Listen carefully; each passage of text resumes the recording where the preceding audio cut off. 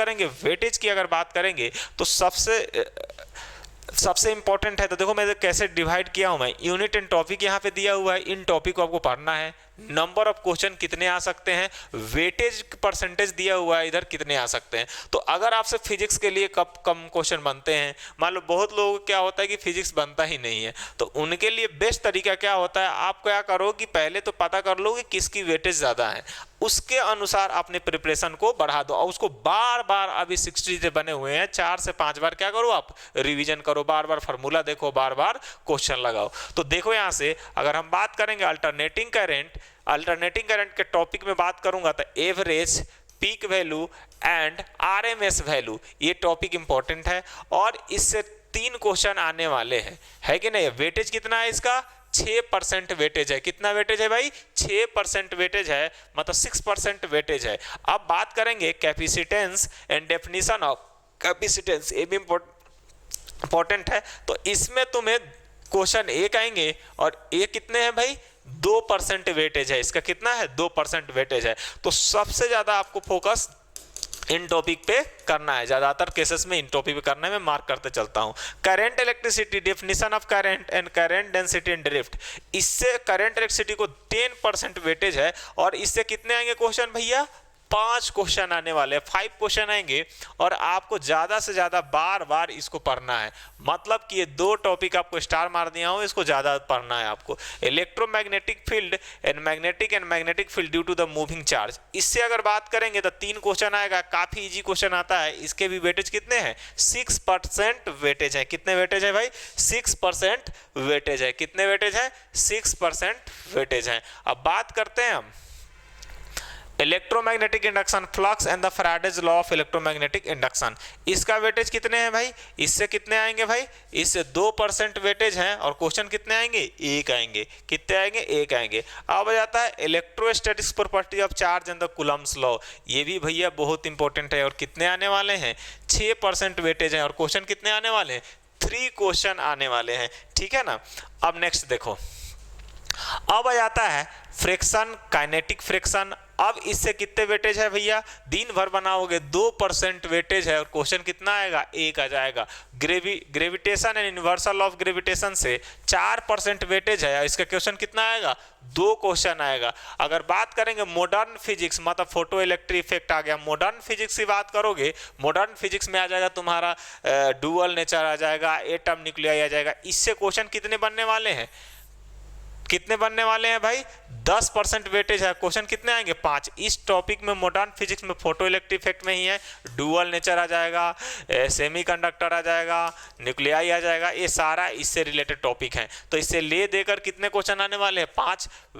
Weightage कितना है, 10%। तो ये भी काफी, मतलब टॉपिक में मार्क करते चल रहा हूँ आपको। Rigid body and dynamics and kinematics, इससे कितने आने वाले हैं, 10% वेटेज है, क्वेश्चन कितने आने वाले हैं, 5 क्वेश्चन आने वाले मेरे दोस्त। Surface tension and surface tension, energy and capillary rise, इससे आने वाले 2% वेटेज है, क्वेश्चन कितना आएगा, 1। बात करेंगे wave optics and principle of superposition and path difference and wave front से, इससे 2% वेटेज है, क्वेश्चन कितने आएंगे, 1। अब बात करते हैं projectile motion, definition of projectile and horizontal plane, 2% weightage है, क्वेश्चन कितने आने वाले हैं, 1 क्वेश्चन आने वाले हैं, ठीक है। अब आ जाता है Newton's law of motion, types of the force and Newton's third law of the free body diagram. Free body diagram बनाते रहो, इसे 2% है, क्वेश्चन कितने आने वाले हैं, 1 आएंगे।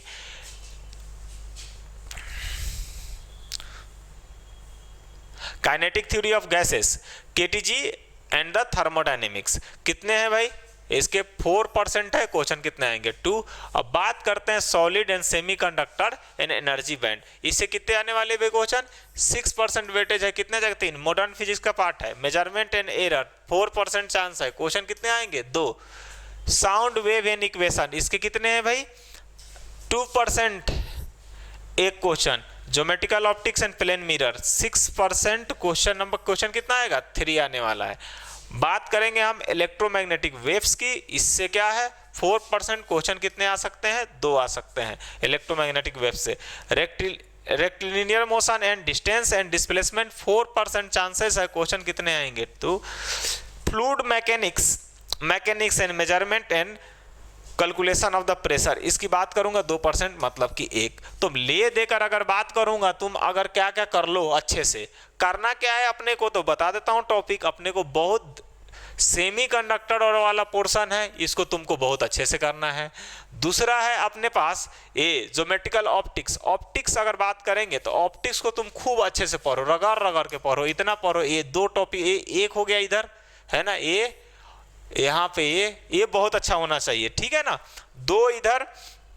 उसके बाद मैं यहाँ पे मार्क कर दिया हूँ क्या भाई, मॉडर्न फिजिक्स। मॉडर्न फिजिक्स हो गया और रिजिड बॉडी डायनेमिक्स। ये वाले चैप्टर को तुमको बहुत अच्छे से करना है, ताकि यहाँ से क्वेश्चन काफ़ी आप पकड़ सकते हैं।